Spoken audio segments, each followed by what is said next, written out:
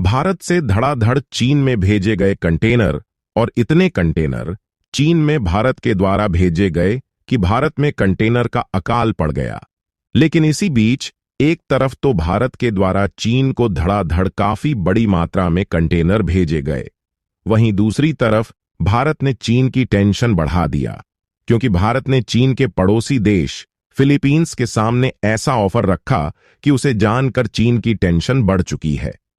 दरअसल आप सभी जानते हैं कि फिलीपींस और चीन के बीच तनाव दिन पर दिन बढ़ता जा रहा है, और पिछले कुछ दिनों पहले भारत ने जब फिलीपींस को ब्रह्मोस मिसाइल बेची थी तो उस समय भी चीन की टेंशन बढ़ गई थी। लेकिन भारत ने डिफेंस सेक्टर को लेकर फिलीपींस के साथ इतने बड़े कदम को आगे बढ़ा दिया है कि उससे चीन को भी इस बात का अंदाजा लग गया है कि भारत की अहमियत दुनिया भर में किस तरीके से बढ़ रही है, और वहीं दुनिया भर के देशों में चीन की अहमियत धीरे धीरे मिट्टी में मिलती जा रही है।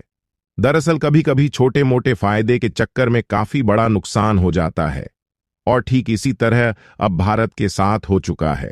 और इस खबर ने सभी भारतीयों को सोचने पर मजबूर कर दिया है, और खासकर इसमें भारत के उन व्यापारियों की दिक्कतें बढ़ गई हैं जो कि अपने सामानों को दूसरे देशों में एक्सपोर्ट कर रहे थे, और यूएस के द्वारा चाइनीज गुड्स पर टैरिफ यानी कि इंपोर्ट ड्यूटी बढ़ाए जाने के कारण भारत में कंटेनर की काफी ज्यादा कमी पड़ गई है, जिससे भारत के जो एक्सपोर्टर विदेश में अपने सामान को एक्सपोर्ट करते थे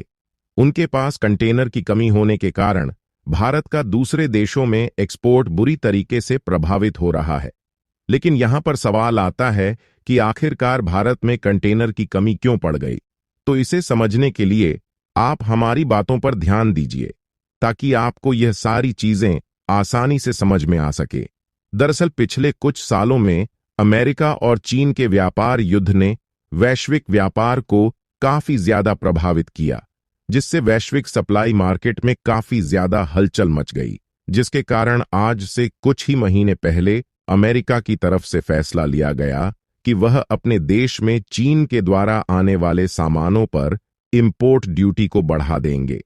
क्योंकि चीन की ज्यादातर कंपनियां घटिया क्वालिटी के सामानों को अमेरिका में एक्सपोर्ट कर रही थीं, जिससे अमेरिका में चीन की लोग क्वालिटी के प्रोडक्ट की डंपिंग बढ़ने से अमेरिका की दिक्कतें बढ़ती जा रही थीं। इसलिए अमेरिका ने इसका फाइनल डिसीजन लेते हुए चीन के प्रोडक्ट पर अचानक से इंपोर्ट ड्यूटी बढ़ा दिया, जिसमें से कुछ प्रोडक्ट पर तो 100% तक की इंपोर्ट ड्यूटी लगाई गई है, और ज्यादातर सामानों पर 50% से भी ज्यादा की इंपोर्ट ड्यूटी लगाई गई। यानी कि जाहिर सी बात है, या तो चीनी कंपनियां अपने प्रोडक्ट को अमेरिका में एक्सपोर्ट करना बंद कर दें, जिससे उनकी कमाई बंद हो जाएगी,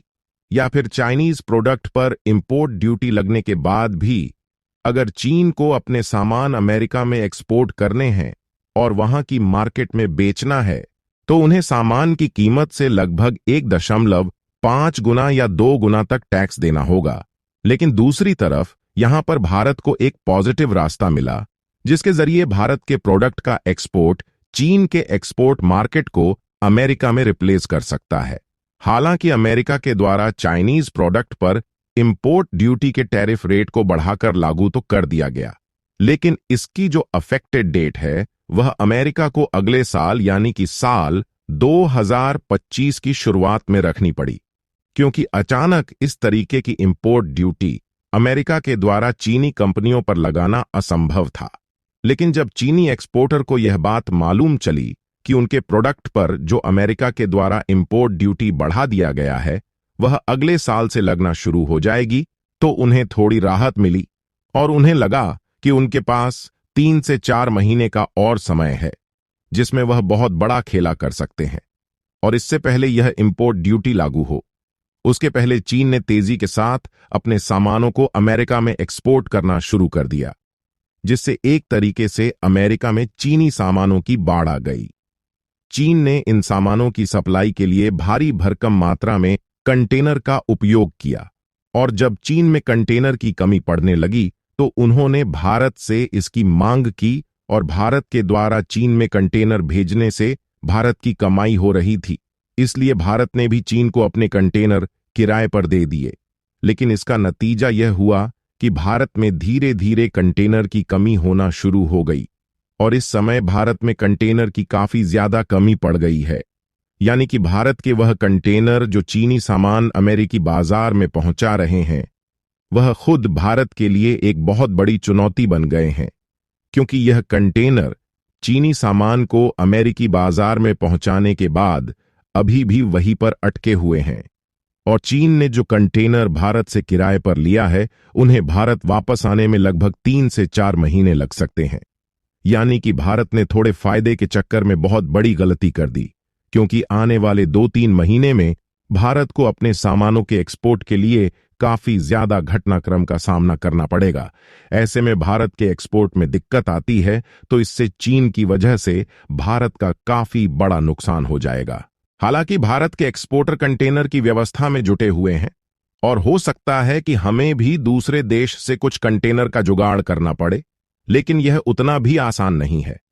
फिलहाल एक बात तो साफ है कि जिस तरीके से अमेरिका के द्वारा चीनी कंपनियों के इलेक्ट्रिक व्हीकल्स पर 100% इंपोर्ट ड्यूटी, चाइनीज सेमीकंडक्टर पर 50% और लिथियम आयन बैटरी के साथ साथ अन्य कंपोनेंट पर लगभग 25% इंपोर्ट ड्यूटी को इंपोज किया है, इससे कहीं न कहीं आने वाले साल 2025 में भारत के इस सेक्टर की कंपनियों को काफी बड़ा बूस्ट मिल सकता है,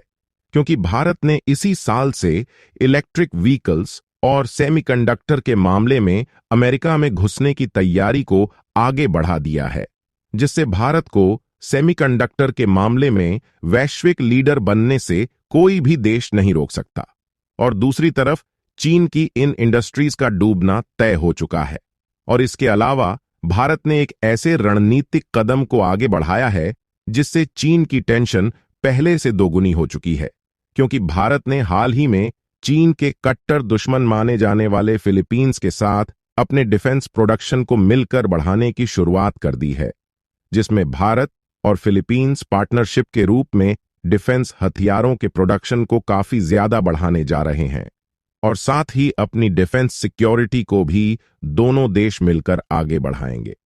आपको बता दें कि फिलीपींस वही देश है जिसको कुछ महीने पहले भारत ने अपने ब्रह्मोस मिसाइल को बेचा था और उस समय भी चीन को उसकी औकात समझ में आ गई थी। लेकिन अब दोनों देश डिफेंस पार्टनरशिप करने जा रहे हैं